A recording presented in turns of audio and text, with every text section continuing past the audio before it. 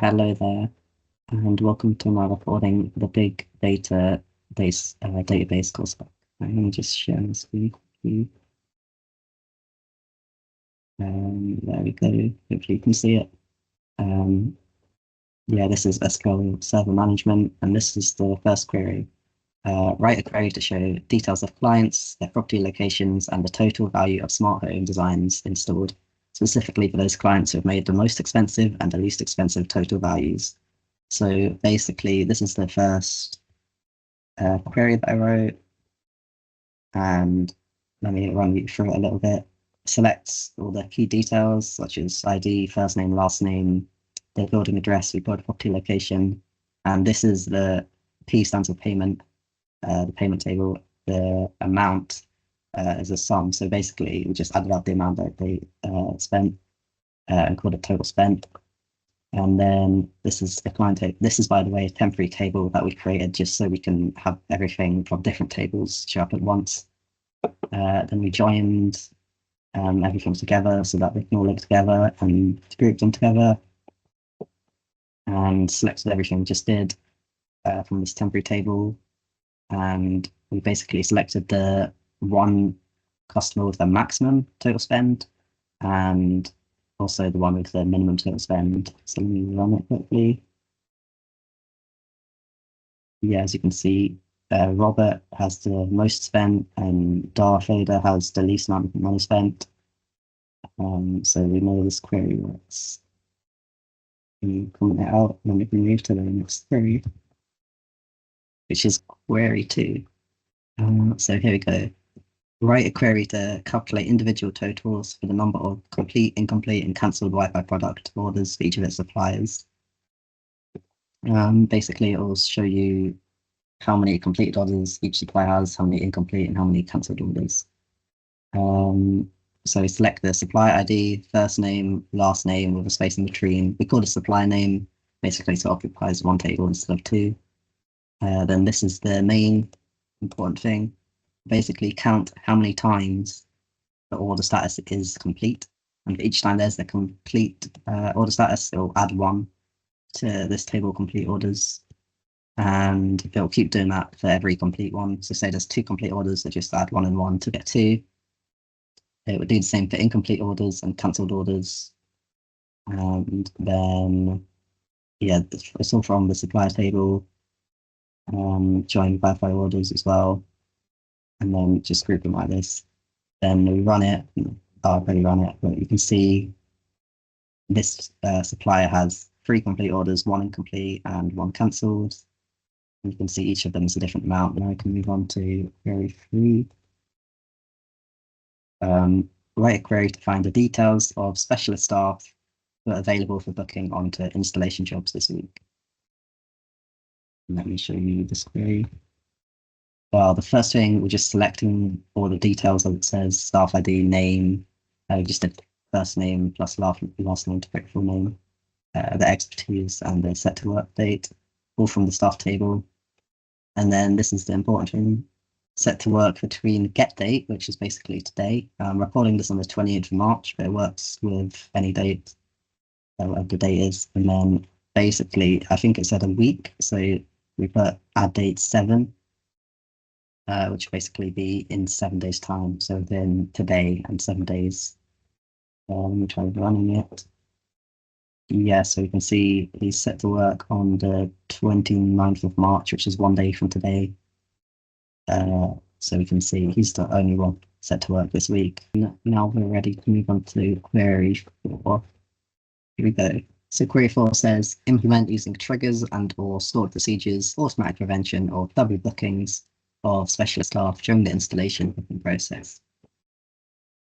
This is my trigger. I can't run it again because the trigger already exists. And it says here, yeah, can't create trigger because it already exists. But this is basically how it works.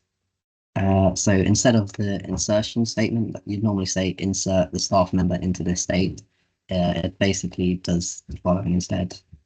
These are just the values that you would use if you were inserting. You'd insert the start ID, installation ID, and the installation date. So it gets the values from this attempted insert and gets the installation date as well. Then this is the important bit. It checks if the staff member is already booked on the same date as when you're trying to insert into. If you are booked on the same date, then it would erase this error, basically say it's already booked on the same date, and it would not insert the values. However, if there is no conflict, then it would do this, which is basically the normal insertion statement.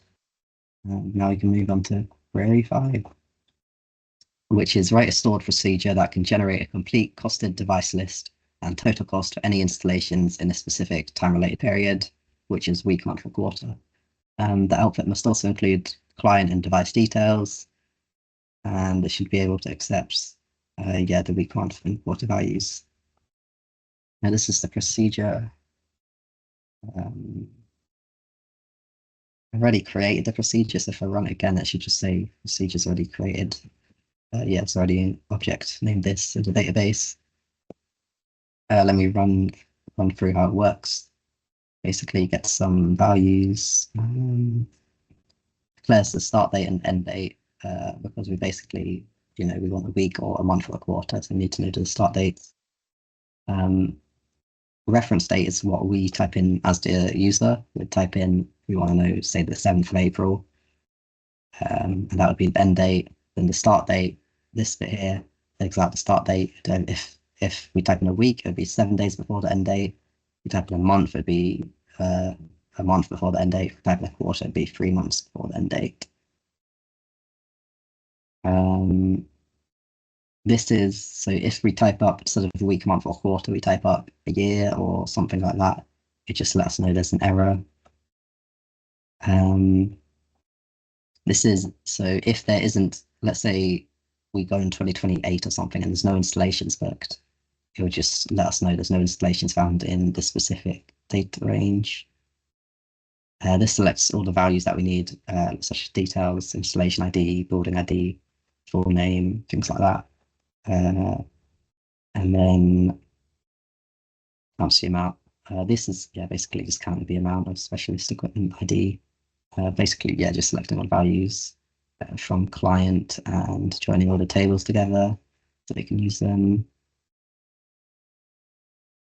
This is if there is an installation. If there's no installations, it wouldn't show. We only want when there is installations to be displaying.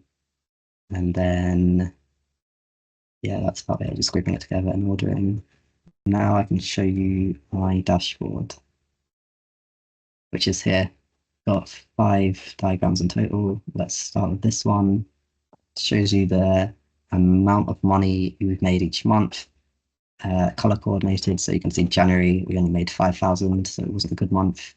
And then this one is Verbal June. We made the most amount of money, £16,000, which is 26% of our total profits of that month, or the, every month. Then this is the next diagram. It's the supplier's order status. So we can see for each supplier how many orders they have completed, incomplete, and cancelled. Light blue, for example, is completed 3, incomplete 1, cancelled 1. You can use this to see which is the best suppliers. We can see dark blue 402. It's only got 2 completed and 3 incomplete, which is the most. And 403 has 2 cancelled, which is the most. 402 doesn't have any cancelled.